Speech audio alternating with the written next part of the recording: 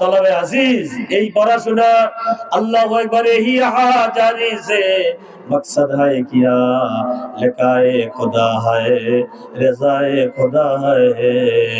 এই মাদ্রাসায় পড়ানো, আল্লাহু আকবার, মসজিদে খেদমত, দ্বীনি খেদমত, ওয়াজ নসিহত সবকিছুর মাকসাদ হলো আল্লাহ আপনার দিদার, আপনাকে পাওয়া, আপনার হয়ে যাওয়া।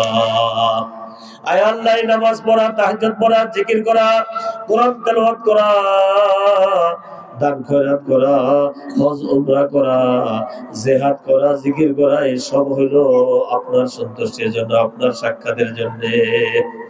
यही हाजारी से मकसद है क्या लिखाए खुदा है রেজায়ে খোদা है।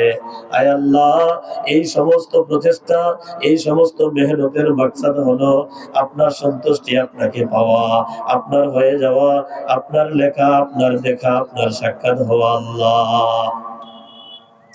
এ আল্লাহ, এই বন্দিকে দ্বারা উদ্দেশ্য এই নয় যে মানুষ আমারে বুজুর্গ কইব, আমাকে পীর মাশাইখ বলবে, আল্লাহ না বলবে, বুজুর্গ বলবে, না না, আমার এই বন্দিগির মাকসাদ হলো আপনার গোলাম হয়ে যাওয়া।